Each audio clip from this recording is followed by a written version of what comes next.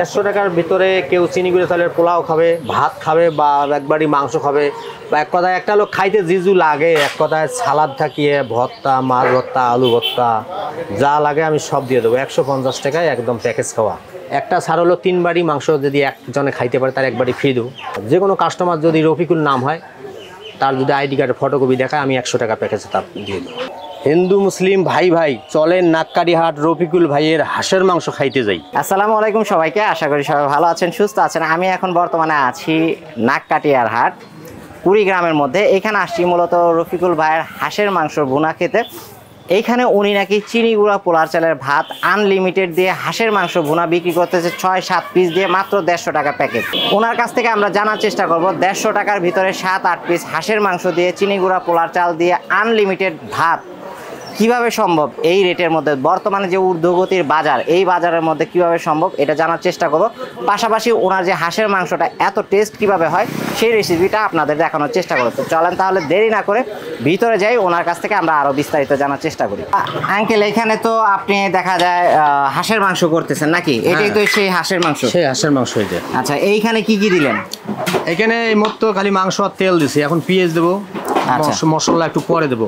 মশলা একটু পরে দেবেন। আচ্ছা, পেঁয়াজ আর মশলা দিতে দিতে আমরা কিছু কথা নেই আপনার, সেটা হচ্ছে এই ব্যবসা বললেন যে আপনি হোটেল ব্যবসা দিয়ে শুরু করছেন, হোটেলে কাজ করতেন আপনি প্রথমে? আমি ছোটবেলার থেকে মানুষের হোটেলে কাজ করি। আচ্ছা, আমি 50 টাকা হাজিরা পাইছিলাম, 50 টাকার থাকিয়ে 300 টাকা হাজিরা পাইছি।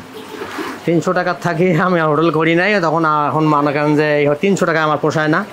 তখন আমি চিন্তা ভাবনা করলাম যে আমার ফ্যামিলি চলে না।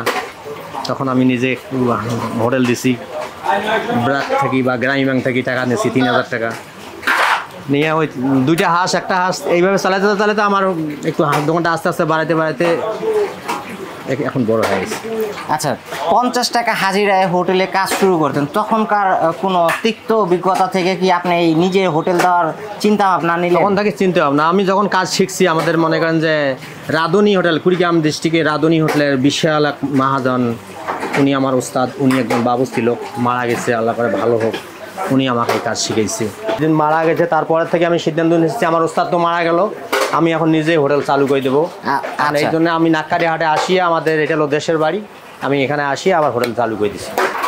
আমি এই যে এখন হাঁসের মাংস আমার দিনে 100 হাঁস উঠলে না, এটা আমি মনে করি যে আমি যে কত আমাদের হোটেলের নাম এত দূর থাকিয়ে আমার এইটাই আমার বিশাল একটা আমার দোকানের নাম, এটা আমার খুব ভালো লাগে। আচ্ছা, তো কত বছর যাবত আপনি এই হোটেলটা চালাচ্ছেন? এই হোটেলটা চালাচ্ছি আমি মনে করেন যে 12 বছর শেষ হবার 7 মাস হলো বয়স।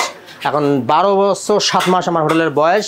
যেদিন থেকে 12 বছর শেষ হয়েছে সেদিন আমি 100 টাকা প্যাকেজ লাগাইছি। 10 দিন পর্যন্ত সবার কাস্টমারের নাম্বার নিয়েছি, নেওয়ার পর আমি 100 টাকা প্যাকেজ লাগাইছি। পোলাও মাংস, রাজহাঁসের মাংস, দেশি হাঁসের মাংস, বেজিং হাঁসের মাংস সব রাখছি। 10 বস্তা চিনিগুড়া চালের পোলাও চাল রাখছি। আবার এই চিনিগুড়া চালের পোলাও থাকে যে মানে মিনিকেট চালের বস্তা, আমি সেদিন 100 টাকা প্যাকেজে আমি লাগে আবার মানে 2জন মানে গেটের লোক লাগাইছি। কিছু লোক ঢুকছে আবার বাড়াইছে, ঢুকছে বাড়াইছে, এইভাবে করিয়া আমি সেদিন মনে করেন যে 1,20,000 টাকার ব্যবসা করছি। 100 টাকা প্যাকেজ খায় একদিনে 1,20,000 টাকা সেল করা বিশাল ব্যাপার।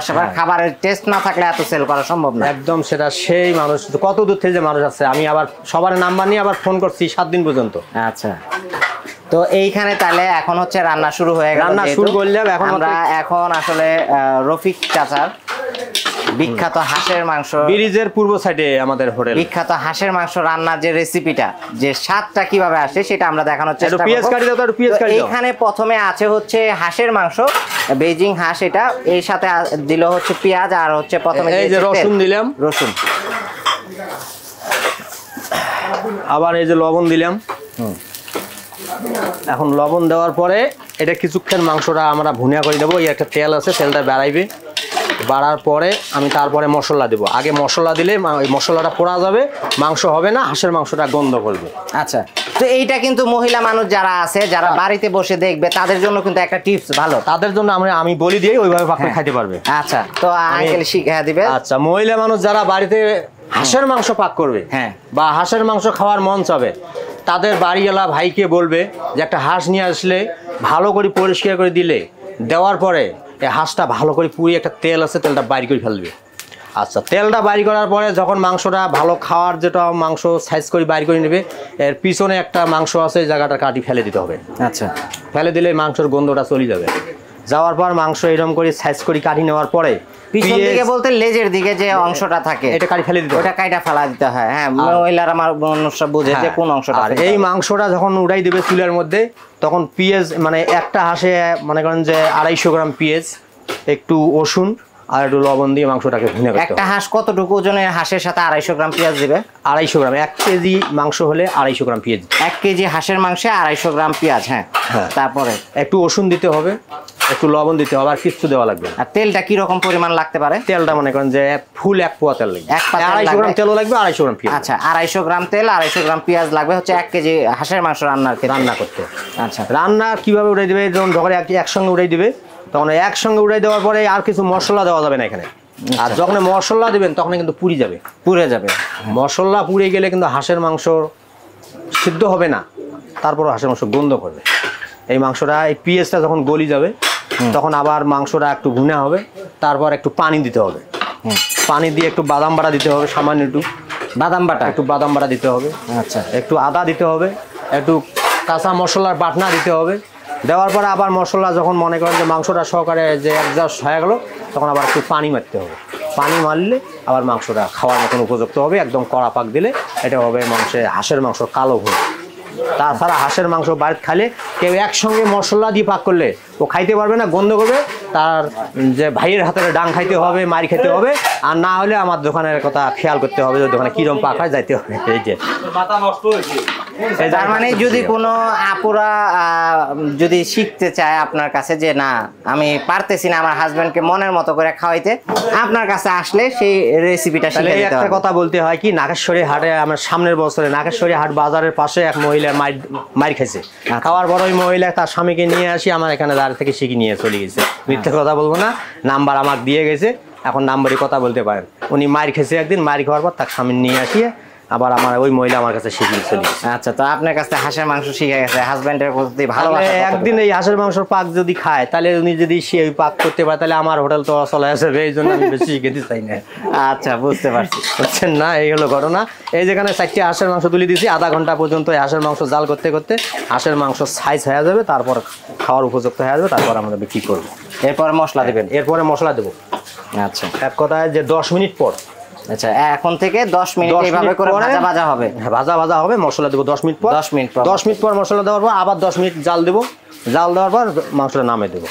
এখন দেবে যে আদা দেবো। আচ্ছা, আগে হচ্ছে শুধু রসুন দিয়েছিলেন, এখন রসুন দিচ্ছি, পেঁয়াজ দিচ্ছি, লবণ দিচ্ছি। লবণ দিয়েছেন, এখন হচ্ছে আদা দিবেন। এখন এই যে আদা দিব 10 মিনিট ভাজার পরে মাংস। 10 মিনিট ভাজার পরে যে আদা দেবো। আচ্ছা, আদা দিলাম, আবার আদা দেওয়ার পরে যে গরম মশলা দিলাম, গরম মশলা, এই যে কাঁচা মশলা দিলাম, এই দিলাম। এটা হচ্ছে পেস্ট করে রাখছেন আপনি নাকি? হ্যাঁ হ্যাঁ, একদম সেটা করে রাখি দিছি। আচ্ছা, দেওয়ার পর এটা আবার 10 মিনিট আবার এটা মশলা দিয়ে আবার মাংসটা জাল হবে। জাল হলে পানি দিয়ে নামিয়ে দেবো। এই যে আচ্ছা, এরপর হলুদ মরিচ দিবেন না? এরপরে হলুদ মরিচ আবার 10 মিনিট পরে দেবো। 10 মিনিট পরে দিবেন। হ্যাঁ। মানে আপনার মাংসটা মূলত হচ্ছে ভাজা ভাজা টাইপের করে ফেলেন একদম। সব এক কথায় এক প্রকারের মাংস ভাজা হলো, হ্যাঁ, আর এক প্রকারে একটু পরে আবার এই যে মনে করেন যে মশলাটা দিলাম, একটু কিছুক্ষণ আবার এটা আবার মাংসর সাথে লাগিয়ে যাবে। আচ্ছা, বাসা বাড়িতে আমরা এইভাবে পাক করতে দেখি না সচরাচর। এটা হচ্ছে অনেকটা বলতে পারি ভাজা হাঁসের মাংস, এই টাইপের টেস্ট আছে। এটা টেস্ট বেশি কেন, এটা আমার সিস্টেম আছে কেমন, যে এটা একটা টাইম আছে। এই টাইম টু টাইম যদি মশলাটা দিতে পারি, তাহলে মাংস টেস্ট লাগবে। আর যদি এই টাইমে বাড়তি মনে জাল দেওয়ার বেশি হয়ে গেলে মশলা দিলে ভালো লাগবে না, আর না হয় যদি মশলা দেয় তারপর ভালো লাগবে না। আচ্ছা, তো এখন হলুদ মরিচ দিবেন নাকি? এই যে গুঁড়া মরিচ দেবো। গুঁড়া মরিচ। আচ্ছা, হাঁসের মধ্যে একটু পানি ছাড়ছে মনে হইতাছে, এটা কি পানি দিছেন এক্সট্রা ভাবে? না না, ওটা পেঁয়াজ গলিয়ে এটা পানি হয়ে গেছে। আচ্ছা, পেঁয়াজ গলে পানি হয়েছে, পেঁয়াজটা গলা বেশি হয়ে গেছে, তখন দিয়ে তো পেঁয়াজ জাল দেবে। এই যে মনে করেন যে 2 চামচ গুঁড়া মরিচ দিলাম, 2 চামচ হলুদ দিলাম, 4টা হাঁসের মধ্যে। আচ্ছা, 2 চামচ মানে এভারেজ বলা যায় যে একটা হাঁসের জন্য হাফ চামচ হলুদ, হাফ চামচ হলো। হ্যাঁ হ্যাঁ, বেশি দেওয়া লাগবে না, তাহলে হলুদ গন্ধ করবে, খাওয়া যাবে হাফ না। চামচ হলুদ দিতেছেন, হাফ চামচ হলো মরিচের গুঁড়া দিতেছেন। এই যে মাংসটা দেখতেছেন, এই যে এটা মনে করেন যে এখন এই জাল হতে হতে মাংসটা এখন কালো হয়ে যাবে। আচ্ছা, আবার 10 মিনিট পর মাংসটা নামে দেবো। তো হাঁসের মাংসের মূলত কালো ভুনাটা কালো ভুনাটা হয়ে যাবে। আচ্ছা, এই যে দেখেন এখন হয়ে গেল, এতে এখন আবার তেল দেবো, মনে করেন যে ওই সময় দিছি হাফ কেজি তেল, এখন আরও 250 গ্রাম তেল দেওয়া লাগবে। এই যে তেল দিতেছি, এই যে। তাহলে এই তেলটা দেওয়ার পর আর কতক্ষণ রান্না করব? এই এখন মনে করেন যে 5 থেকে 7 মিনিটের মধ্যে মাংস কালার আসে যাবে। কালার আসবে। এবং টোটাল রান্না হইতে তাহলে কতক্ষণ লাগলো আনুমানিক? 10-20 মিনিট। আবার মনে করেন যে 10 মিনিট। কয় মিনিট হলো? 30 মিনিট। আধা ঘন্টায় মাংস নামবে। আধা ঘন্টায় মাংস নামবে। এই যে এখন সব দিলাম তো, দেখলেন তো সামনাসামনি। এখন এই যে মাংসটা জাল হবে আর 10 মিনিট। 10 মিনিট পর নামা ফেলবেন? 10 মিনিট পর আমি নামে দেবো, তখন আবার আসি 10 মিনিটের মধ্যে শেষে মাংসর। যারা যে জিনিসটা রান্না করে সেই জিনিসে নাকি তাদের খাবারের আগ্রহ জাগে না, তো আপনার এই খাবারটা তো চুলার মধ্যে দেখে আমার খাওয়ার প্রতি লোভ লাগতেছে। আমরা খাওয়ার কোনো রুচি নেই এখানে। রুচি নেই না, মানে এটা স্মেল নিতে নিতে আর খাইতে ইচ্ছা করে না? না। আচ্ছা, হ্যাঁ, এটা হলো মুরগির মাংস। আর এই ব্রয়লার মুরগি নামলো, ব্রয়লার মুরগি ওটা নামলো। আচ্ছা, এখন এই যে এটা হাঁসের মাংস নামলো। হাঁসেতে আপনাদের এখানে কি ঝোল ঝোল রেখে দিতে আচ্ছা, হয়? ঝোল তাহলে একটা প্লেট নিয়ে এসো তো, একটা মানে একটা প্লেট নিয়ে এসো, দেশি মুরগি দেওয়া প্লেটটা নিয়ে এসো। তোমার কয় পিস মাংস খাইতে দেই, কিন্তু সব নিলেন একটা খাইতে দেখবেন না এই মাংসটা, যে মাংসটা সব কিছুই দেওয়া আমরা দেখলাম, মাংসটা এখন খায়া দেখতে পারি না। আমরা তো খাবারের টেবিলে দেখবো, এইটাই মাংস খাওয়াবো তোমাদের। ইনশাল্লাহ আমরা চেক করবো আসলে কিরকম লাগে। তো দর্শক, এটা হচ্ছে হয়ে গেছে, কমপ্লিট হয়ে গেছে। এটা এখন নামায় ফেলবে। হয়ে গেছে। এখন আমাদের এই মাংসটায় 2-4 পিস মাংস খাইতে দেবো। যদি খায় বলে যে ভালো হয়েছে, তাহলে আমরা এখনই নামাই দেবো। হ্যাঁ, দেখেন একটু খায় দেখেন টেস্টটা কিরকম।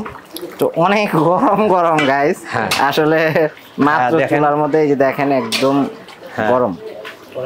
আসলে এটা খাওয়া যাবে কিনা এখন গরম গরম? না, এটা এখন খাওয়া যাবে না।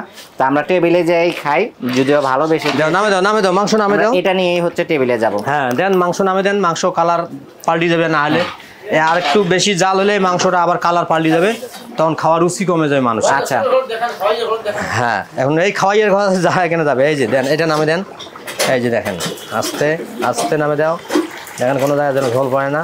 মানুষে মনে করে যে ঝোল বেশি হয়ে গেছে, আমরা মনে করি যে এই ঝোলটাই হলো টেস্ট আমাদের হোটেলে। আচ্ছা, এইদিকে খাওয়া দাওয়া করতেছে, অনেকেই চিনেন বাংলাদেশের আমাদের ফেমাস ইউটিউবার এবং food blogger Air Blogs Alvi ভাই।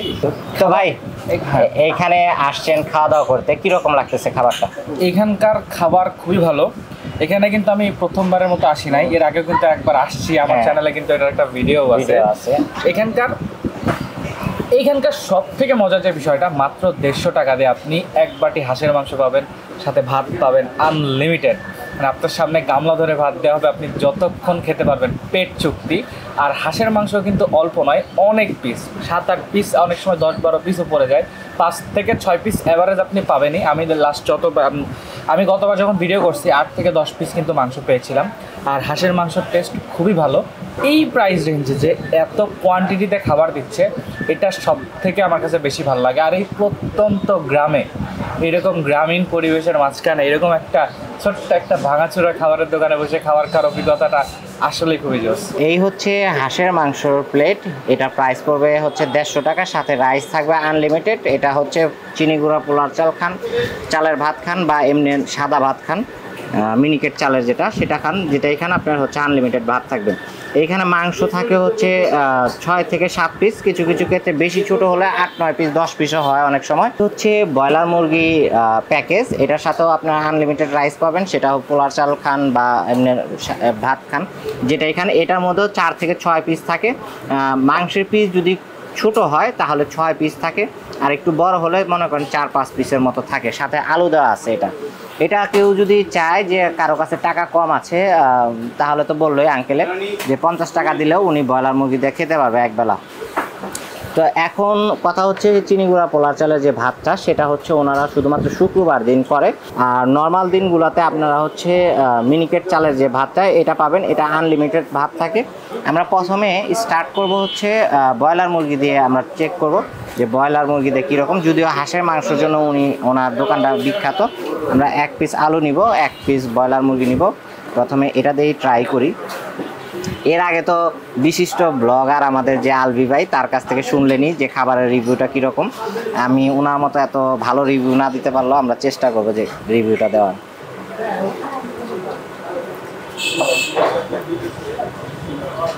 ঢাকার ভিতরে আসলে 150 টাকায় এই প্যাকেজটা পাওয়া সম্ভবই না, কখনোই সম্ভব না। শুধুমাত্র হাঁসের মাংস যদি তুলনা করি, তারপর হাঁসের মাংস খাইতে গেলে 250 থেকে 300 টাকা লাগবে ঢাকার ভিতরে। আর এখানে উনি 150 টাকার ভিতরে হাঁসের মাংস 6 থেকে 8 পিস দিতেছে, পাশাপাশি ভাত দিতেছে। এই যে ব্রয়লার মুরগিটা আসলে ওইভাবে বলার কিছু নাই, এটা সাধারণত সফটই হয়। আমরা একটু টেস্ট করে দেখি মাংসটা কীরকম। বিসমিল্লাহ। মাংসের টেস্টটা ভালো। ব্রয়লার মুরগির মধ্যে কিছু কিছু জায়গায় একটু বিজলা ভাব থাকে, মানে প্রপার মশলাটা লাগে না, মাংসটা অনেকটা কাঁচা থাকে। কিন্তু এইখানে যেটা পাইতেছি সেটা হচ্ছে ভিতরে পর্যন্ত মাংসটা একদম সুন্দরভাবে হয়েছে। খুব বেশি কড়া ভাজা হয় নাই বা কড়া রান্না হয় নাই, যেভাবে রান্না হয়েছে মোটামুটি পারফেক্ট আছে। টেস্টটা আলহামদুলিল্লাহ খুবই ভালো। আসলে ঢাকার ভিতরেও এই টাইপের আমি ব্রয়লার মাংস খাই নাই কোনো দোকানে, এতটা পরিমাণ ভালো হয়েছে। তো ব্রয়লার মুরগিটা আসলে টেস্টটা একটু বেশি লাগতেছে, কারণ হচ্ছে আমরা আলু দিয়ে মিক্স করে খাচ্ছি। তো এই যে ঝোলটা দেখেন, তেলটাও ভাসতেছে, আমরা একটু ঝোল নিয়ে নিই। তরকারিতে যে টেস্টটা পাবেন তার কোনো অংশে কম পাবেন না আলুর মধ্যে। মানে ব্রয়লার মুরগির যে স্বাদটা একদম প্রপার স্বাদটাই চলে আসছে আলুর মধ্যে, যে কারণে খেতে ভালো লাগতেছে বেশি।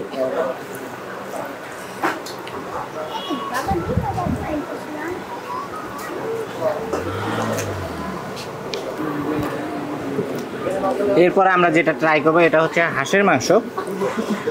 হাঁসের মাংসটা মোটামুটি 6 থেকে 8 পিস, এইরকম সাইজ হলে 10 পিসও দেয় উনি যেটা বললো।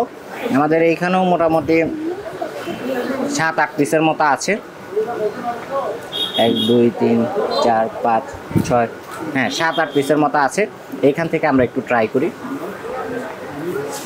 ঝোল নেই।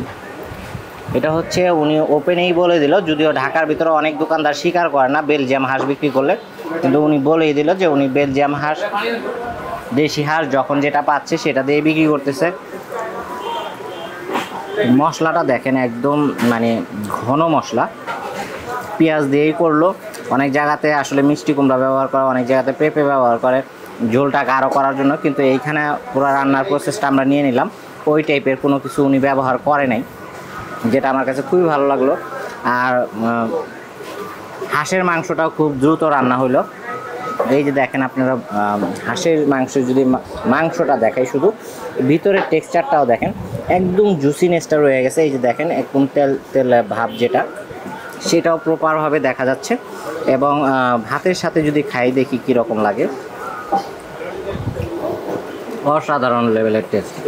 কেউ যদি আসলে যারা বলবেন যে বেলজিয়াম হাঁস আমি খাই না এবং আমার কাছে হাঁসের মাংস ভালো লাগে না, তাদেরকে আমি সাজেস্ট করব যে এই দোকানে হাঁসের মাংসটা খেলে আশা করি যে সেই ফিলটা হবে না আপনাদের, যে হাঁসের মাংস মজা লাগতেছে না। এই টাইপের যারা হাঁসের মাংস পছন্দই করেন না, তাদের কাছেও এই জিনিসটা ভালো লাগবে।